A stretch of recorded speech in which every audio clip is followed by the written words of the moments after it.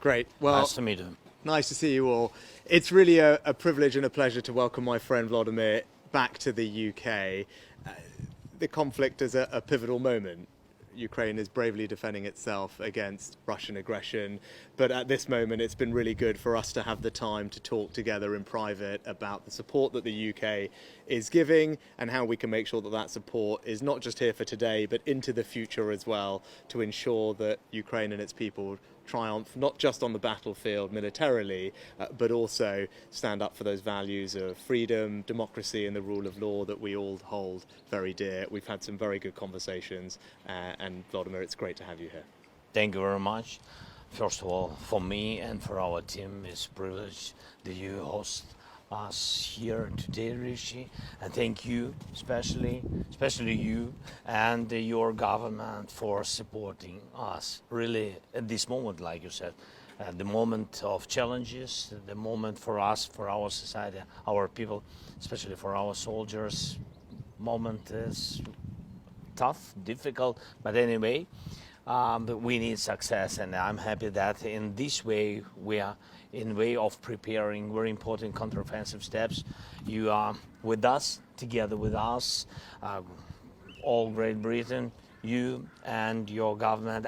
It's very important. So thank you very much for all support. Of course, with all this best attitude to our people from your people, but of course we concentrate on military support. And thank you very much for the package that you prepared.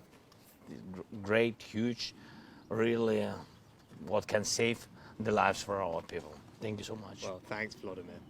Right, we'll take some questions. Yes. Mr. President, you made it very clear you need more advanced weapons more quickly. Is it fair to say that you cannot begin your new counteroffensive until you get them? And Prime Minister, today the Kremlin spokesman Dmitry Peskov has warned that Russia views the new UK military package extremely negatively. Does that worry you? Volodymyr, do you want to... Yes, thank you very much for your question. We really need some more time, not too much.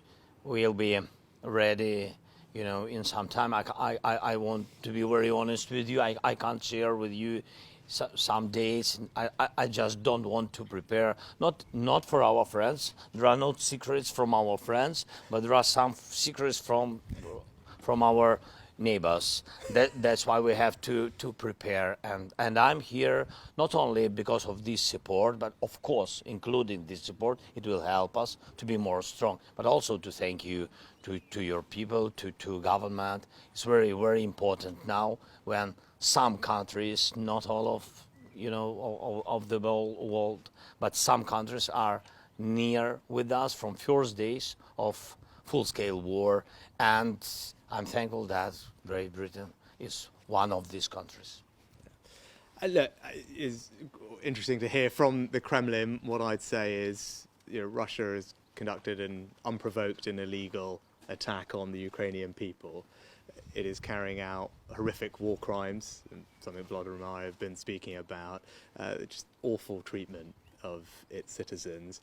And as we said right at the beginning, the UK will remain steadfast in supporting Ukraine and its people to defend itself against that aggression.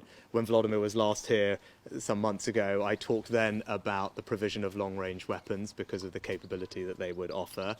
I'm pleased we're the first country to be able to do that, and I'm pleased that they will make a difference to the defence of Ukraine, and we will keep providing support, as you've seen today, with long-range offensive drones, for example, more anti-aircraft, and there will be further support to come, and that's what we've been talking about today. But I think it's important for the Kremlin to also know that we're not going away.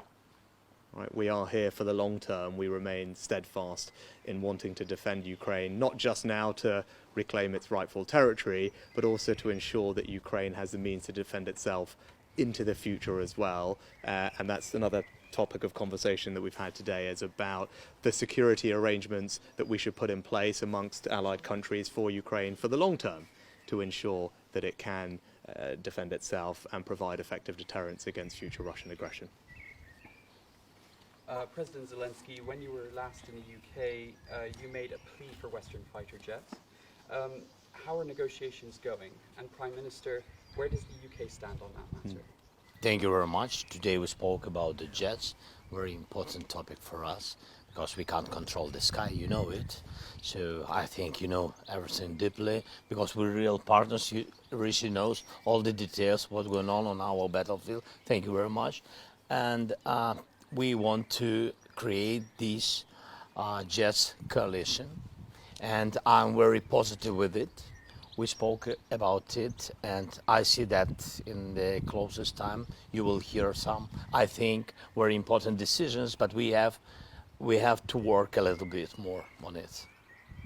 Yes, look, we are going to be a key part of the coalition of countries that provides that support to Volodymyr and Ukraine. Now, it is not a straightforward thing, as Volodymyr and I have been discussing, to build up that fighter combat aircraft capability. It's not just the provision of planes, it's also the training of pilots and all the logistics to go alongside that. Now, the UK can play a big part of that. One thing we will be doing, starting actually relatively soon, is training of Ukrainian pilots, and that's something that we've discussed today. We're ready to implement those plans in relatively short order, which will mean that we're training Ukrainian citizens to become absolutely combat-ready aircraft pilots, and particularly whether it comes to NATO tactics as well, because that's an important part of the long-term relationship between our countries. So we've had very good productive discussions on that today. Other countries are involved. I'm talking to those leaders. I'll be doing more of that this week in my international engagement, and we're very keen to build that coalition of countries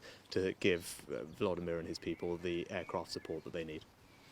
My question to President. Я б хотіла запитати вас, чи задоволені ви цим євротуром? І я так розумію, це частина підготовки до Вільнюса. Які ваші очікування від НАТО саміту в Вільнюсі? Дуже дякую. Пріоритет був наші наступальні дії. Я дуже задоволений нашими досягненнями і домовленостями. І дуже дякую, Ріші дуже дякую. І була гарна зустріч з Джорджією, Олаф, Еммануель і сьогодні в Великої Британії. І дійсно важливі, потужні оборонні пакети.